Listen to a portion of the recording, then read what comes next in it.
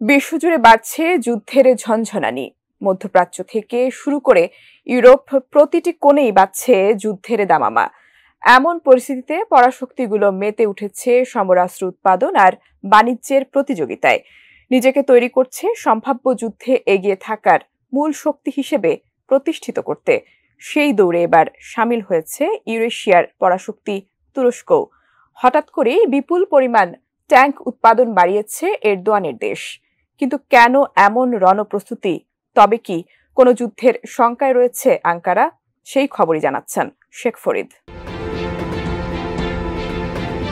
তুরস্কের নিজস্ব main battle tank আলতাইয়ের বিপুল পরিমাণে উৎপাদন শুরু করেছে, এমন তথ্য নিশ্চিত করেছেন তুর্কি প্রতিরক্ষা বাহিনীর এক জ্যেষ্ঠ কর্মকর্তা। এসব ট্যাঙ্ক উৎপাদন করছে তুর্কি প্রতিরক্ষা সরঞ্জাম উৎপাদনকারী প্রতিষ্ঠান বিএমসি ডিফেন্স।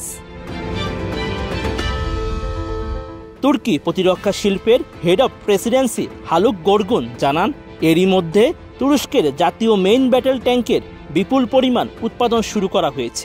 অনেক দেশেই এ প্রকল্পে অংশীদারিত্ব নিতে প্রস্তুত। তাদের সঙ্গে আলোচনা চালিয়ে যাচ্ছে আঙ্কারা। তুর্কি এ কর্মকর্তা আরও জানান, বিএমসি আধুনিক যুদ্ধ কৌশল ও সমরাঙ্গনের চাহিদা অনুযায়ী আলতাই ট্যাঙ্কের আধুনিকায়ন করেছে, যা ট্যাঙ্কটির ধ্বংস ক্ষমতা ও স্থায়িত্ব বহুগুণে বাড়িয়ে তুলেছে।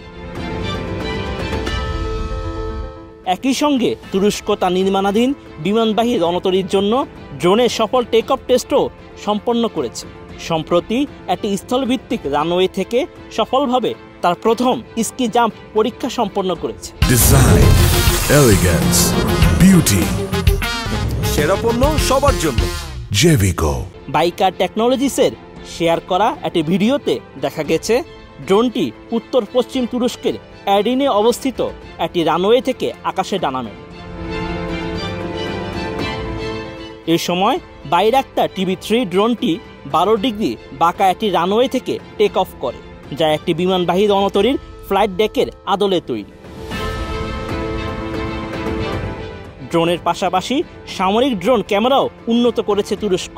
বাইকার কোম্পানির শেয়ার করা ভিডিওতে দেখা যায় তুর্কি প্রতিরক্ষা প্রতিষ্ঠান আসেলসানের তৈরি আসেল ফ্লিট 500 ক্যামেরা ব্যবহার করে সমুদ্রে ভাসমান একটি লক্ষ্যবস্তুকে ধ্বংস করেছে Bayraktar Akinci drone.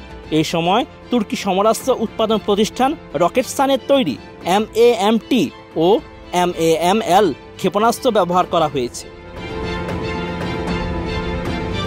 Sheikh Farid, ATN news.